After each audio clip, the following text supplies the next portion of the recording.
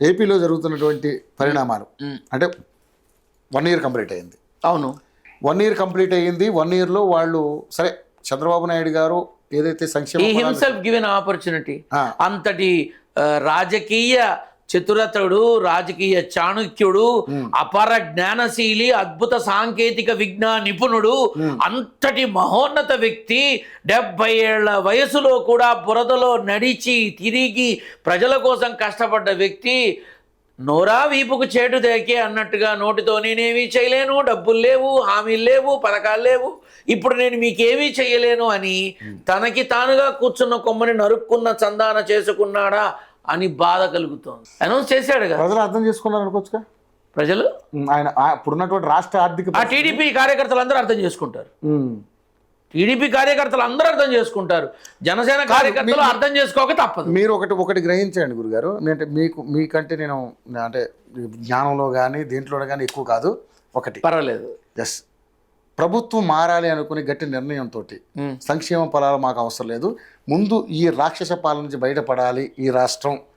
ఎందుకంటే 3 ముక్కలాటతోటి రాజధాని గురించి 3 ముక్కలాట ఆడారు. అదేవిధంగా ఆడుదాం ఆంధ్ర పేరుతో చెప్తుంటే మొత్తం ఆంధ్రప్రదేశ్ మొత్తం ఆడుకున్నారు. ఎవరి కాళ్ళు రోజా కానీ పేరు నాని కావచ్చు, ఇంకా ఉన్నారు నానీలు, చాలా మంది నానీలు ఉన్నారు. 6 నానీలు, ఈ నానీలు ఆ నానీలు, జగన్మోహన్ రెడ్డి గారు, ఇలా మొత్తం అంతా కూడా సకలం ఎవరు సజ్జల రామకృష్ణ వీళ్ళంతా కూడా మొత్తం దోచుకున్నారు.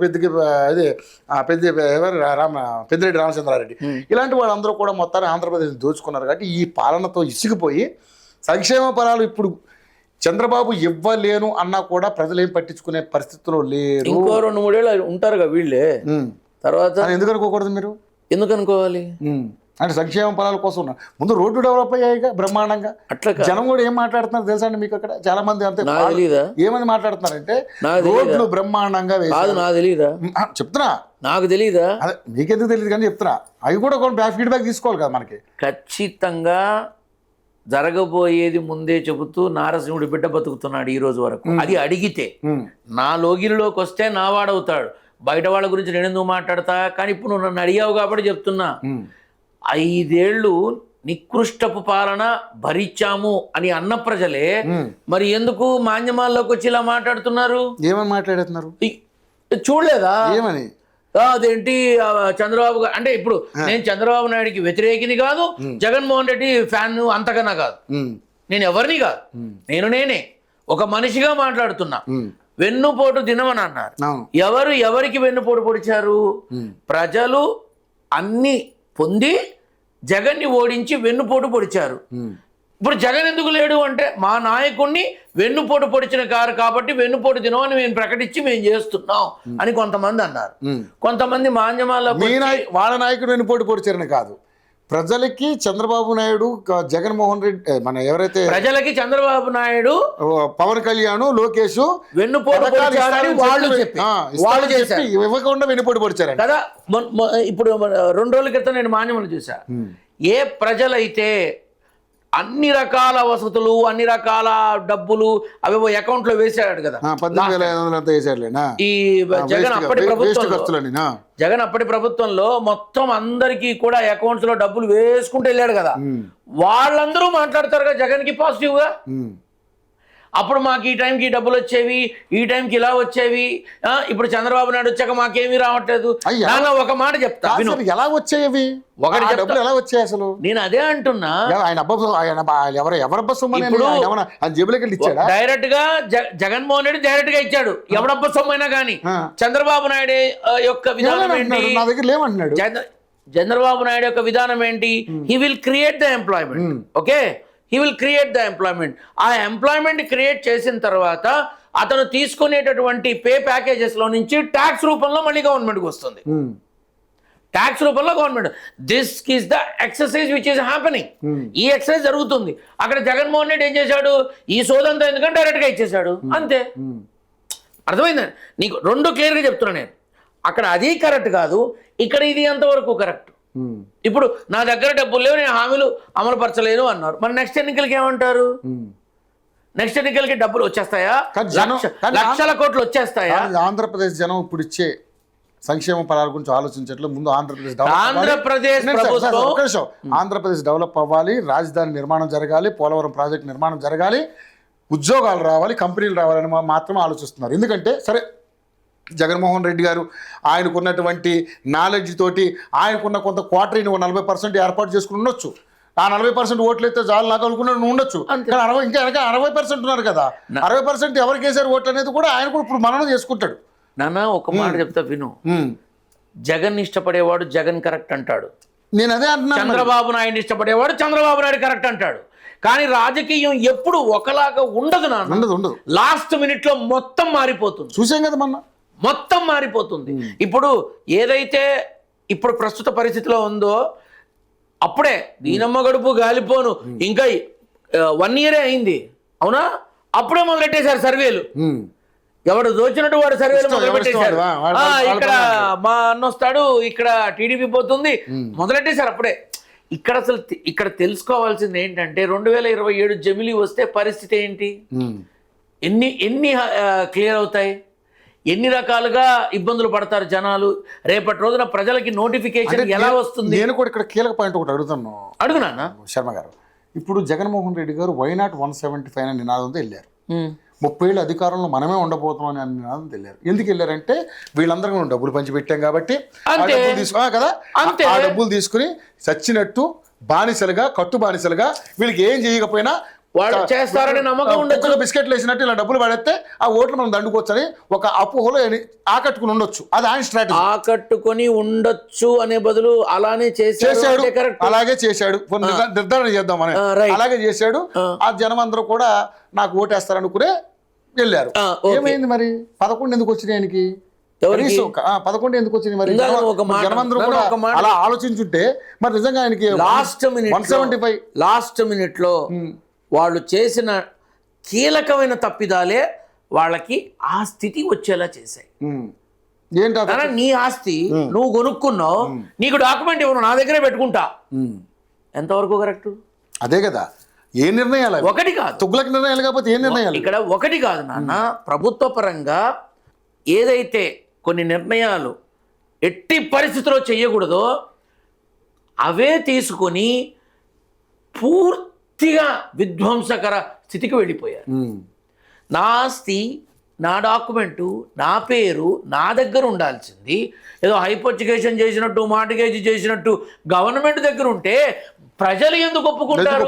చెప్పండి. నెంబర్ 1, ఉద్యోగాల విషయంలో జీతాలు, ప్రభుత్వ ఉద్యోగులకి జీతాల పరిస్థితి అడుక్కునే స్థితికి వచ్చింది. ఎందుకు వచ్చింది? బికాజ్ ఆఫ్ నువ్వు చెప్పగల ప్రపంచానికి మొత్తానికి తెలుసు. సో ఇక్కడ నువ్వు ఇవ్వాల్సిన డబ్బులు ఇవ్వకుండా ఇక్కడ నీ ఇష్టం వచ్చినట్టు బెల్లం అడుగులు తాయిలాల పంచుతుంటే వీళ్ళ బ్రతికేంటి? అందరినీ సోమరిపోతులు చేసి కూర్చోబెట్టడమేగా నెంబర్ 1. ఇంకొకటి ఏంటి, కింద స్థాయి ఉన్నవాడికి నువ్వు చేశా అని అంటున్నావు కదా, మరి అదంతా నీకు బ్యాలెన్స్ గా వస్తే 11 సీట్లు వస్తాయా కదా? ఇక్కడ ఏంటంటే ద కైండ్ ఆఫ్ ఫైట్ ఎట్లా ఉండిందంటే వన్ సైడే. ఇంకా ఎందుకైంది వన్ సైడ్? అదే కదా అనేది. 30 ఏళ్ళు అధికారంలో ఉంటానని ఎంత గర్వంగా వైనాట్ 175 సరే అసలు ఏమైనా ఉందా అంటే చంద్రబాబు నాయుడు ఓడిపోతాడా? నన్ను ఒక మాట చెప్పు.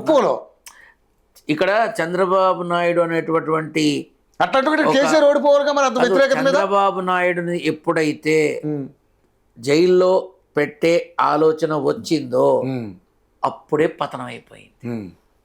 ఎందుకంటే పదవిని అక్కడ మిస్యూజ్ చేసిన విషయం ప్రపంచానికి తెలీదా?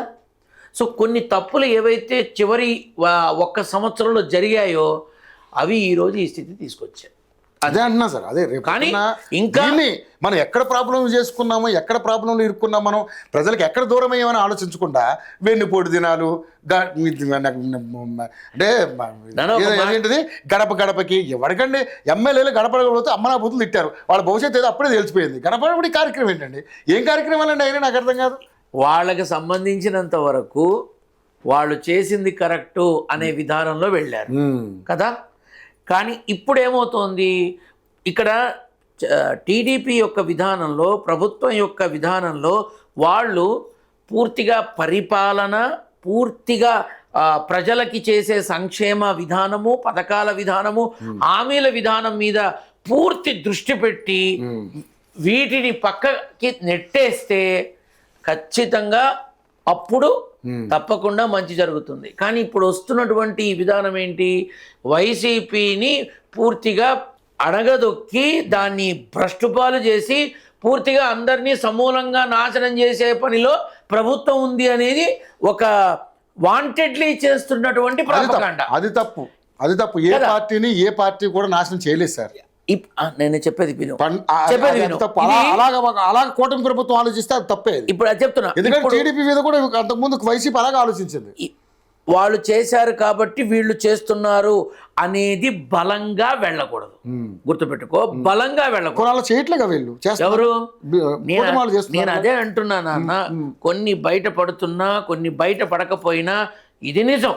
అలా చేసేవాళ్ళు అయితే ఇప్పుడు అందరూ జైల్లో ఉండాలి. మరి ఇది నిజం. రోజా జైల్లో ఉండాలి, గుడివాడ నాని జైల్లో ఉండాలి, అందరూ జైల్లో ఉండాలి. నేను అదే చెప్తున్నా, ఇది నిజం. ఇప్పుడు విషయం ఏంటి, ఖచ్చితంగా కక్షపూరితమైనటువంటి రాజకీయాలు చేస్తున్నారు అనే మాట అంటారని వీళ్ళు అలా ఓ పక్కన పెట్టి వీళ్ళ పనుల్లో ఉన్నారు. ఇక్కడ కావాల్సింది ఏంటంటే, చంద్రబాబు నాయుడు ఏ రోజైతే ఆయన ప్రస్తుతం ఖజానా ఖాళీగా ఉంది, హామీలు నెరవేర్చడం కష్టం అని చెప్పడం జరిగిందో అది కొంత నెగిటివిటీ ఇచ్చింది. కానీ you have also own planning of action. ఈ ఉద్యోగాల యొక్క అంటే జాబ్స్ క్రియేటివిటీ అనేది ఎంత తొందరగా చేస్తే అంత తొందరగా బలం పెరుగుతుంది. హామీలు అవసరంలా. హామీలు అవసరంలా. ఎందుకంటే ప్రజలేం పిచ్చోళ్ళ, ఇచ్చిన హామీలు వీళ్ళు 100% నెరవేర్చారని ప్రతి వాడికి బుడ్డోడు కూడా తెలుసు. కాకపోతే ఎస్, చంద్రబాబు నాయుడు గారు is a master mind to create some kind of employment opportunities. Tirupati దగ్గర కార్బన్ సెల్ కంపెనీ తీసుకొచ్చినప్పుడు చిత్తూరు జిల్లా వాళ్ళంతా ఉద్యోగాలకు వచ్చాయి. తెలుసా? ఇది ఐడియా ఉందా? తిరుపతి దగ్గర కార్బన్ కంపెనీ పెడితే ఈ ఫోన్ ఏమన్నా కూడెడుతుందా గుడ్డెడుతుందా ఎందుకు పెట్టాడని అప్పుడు ప్రతిపక్షాలంతా మాట్లాడారు. ఆయన ఆ కార్బన్ కంపెనీ పెట్టినప్పుడు చిత్తూరు జిల్లా దగ్గరలో 1-2 hours ట్రావెల్ చేసే వాళ్ళందరికీ ఉద్యోగాలు వచ్చేసినాయి.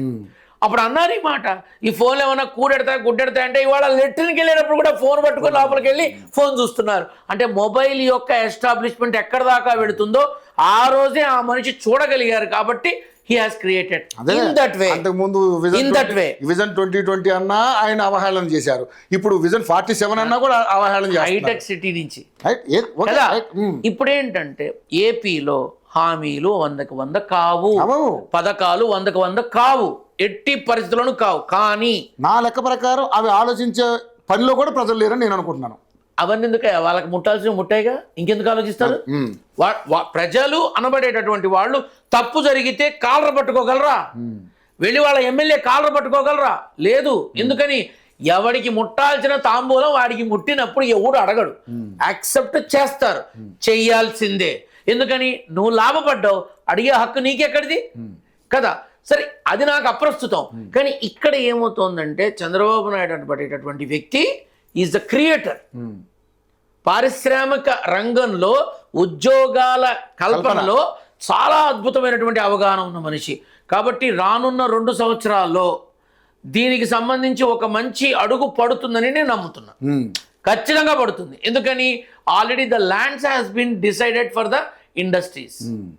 ఇప్పుడు కట్టాలన్నా ఎంప్లాయీస్ కావాలిగా, ఇంజనీర్లు కావాలిగా, లేబర్ 4 నుంచి ఆఫీసర్ 1 వరకు ఎంప్లాయ్మెంట్ అంతా కావాలిగా. That is the called creativity of the employment that is doing. Right. మరి నిజంగానే మరి ప్రోగ్రామ్ పెట్టారు, పెద్ద ప్రోగ్రామ్ పెట్టారు. ఇది మన ఏంటది, వెన్నుపోటు దినం. మరి ఆ దినానికి ఈయన ఎందుకు అటెండ్ కాలేకపోయారు జగన్మోహన్ రెడ్డి? అంటే ఈయన బెంగళూరు ఎందుకు వెళ్ళిపోయాడు? ఈయన అంటే జనం మీద దోసేసి, కార్యకర్తలు దోసేసి. అంటే ఇప్పుడు ఏంటంటే ప్రభుత్వం ప్రజల్ని వెన్నుపోటు పొడిచింది అని ఓ కార్యక్రమాన్ని నిర్దేశించి వివరించి కోచ్ ప్లేయర్స్ అన్ని గ్రౌండ్లో వదిలేశాడు. కోచ్ నెక్స్ట్ ప్లాన్ చేసుకుంటున్నాడు అంతే. అంత మించి ఎవ్రీవన్ నోస్ దట్ అది ఎంతవరకు సక్సెస్ అవుతుంది, ఎవ్రీవన్ నోస్ దట్ అది ఎంతవరకు రిజల్ట్ తీసుకొస్తుంది. Everyone knows that. ఎంతమంది అసలు ఆ కార్యక్రమం చేయగలరు? వైసీపీలో ఉన్న కార్పొరేటర్లు ఎందుకు టీడీపీలోకి వెళ్తున్నారు, ఎందుకు జనసేనలోకి వెళ్తున్నారు? వైసీపీలో ఉన్న నాయకులు ఎందుకు కూటమి ప్రభుత్వంలోకి వస్తున్నారు? వైసీపీలో ఉన్న నాయకులు ఎందుకు కూటమి వైపు చూస్తున్నారు? ఇప్పటికీ కాబట్టి ఏంటంటే లెట్ us టాక్ రియాలిటీ. ఈ కార్యక్రమం అనేది వాళ్ళు ఏదైనా చేస్తే బాగుంటుందని చేశారేమో. ఇంకా మేము కూడా ఇంకా ఉన్నాం, మర్చిపోకండి మమ్మల్ని అని. అంతేనా? చూద్దాం ఏం జరగబోతుందో.